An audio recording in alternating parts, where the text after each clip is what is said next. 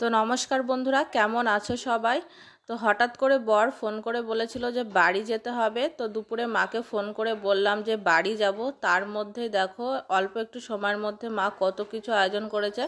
তো রাত্রেবেলা এসে পৌঁছালাম। মা দেখো কি কি রান্না করেছে, চলো তোমাদেরকে দেখা। এখানে একটা সবজি, আলুর পাঁপড় ভাজা, ডাল, তারপরে করেছে চিকেন, চাটনি। তো রাতের বেলা বরমশাইকে খেতে দেওয়া হলো, তারপরে হচ্ছে যে সবাই মিলে খেয়ে নেওয়া হবে।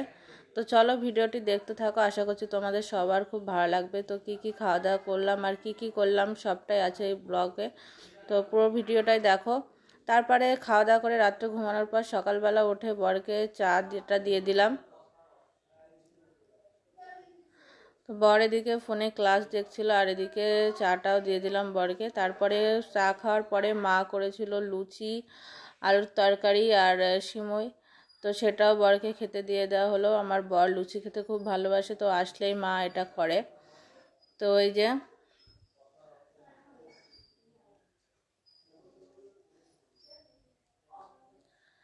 তো বর এখানে খাচ্ছে। তারপরে হচ্ছে যে চলো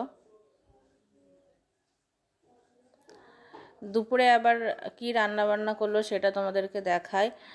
দুপুরে মা করেছিল এখানে সিম্পল মেনু, আলু ভাজা, তারপরে হচ্ছে যে এখানে ইলিশ মাছ ভাজা আছে, মাছের তেল রয়েছে, এখানে হচ্ছে একটা মাছের ঝাল আর ইলিশ মাছের ঝোল আর কি।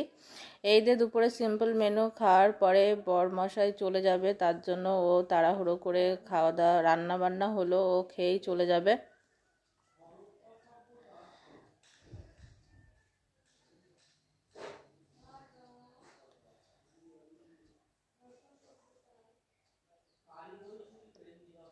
আর মায়ের হাতের রান্না খেতে কারই না ভালো লাগে। আমার তো সব থেকে বেস্ট আমার মায়ের হাতের রান্না। আমি যেখানেই খাই না কেন আমার মায়ের হাতের রান্না না খেলে আমার তৃপ্তি হয় না।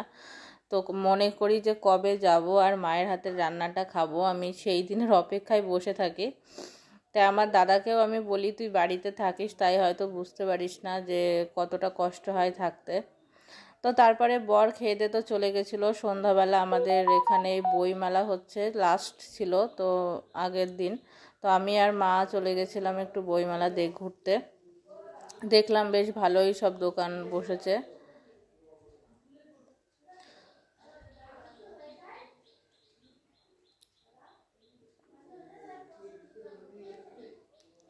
সব ঘুরে ঘুরে দেখছিলাম।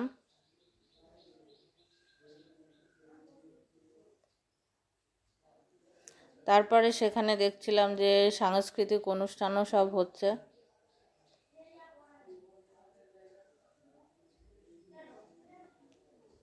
তো ভিডিওটি তোমাদের কেমন লাগলো অবশ্যই জানাবে। তো আজকের মতো টাটা বাই, সবাই ভালো থেকো।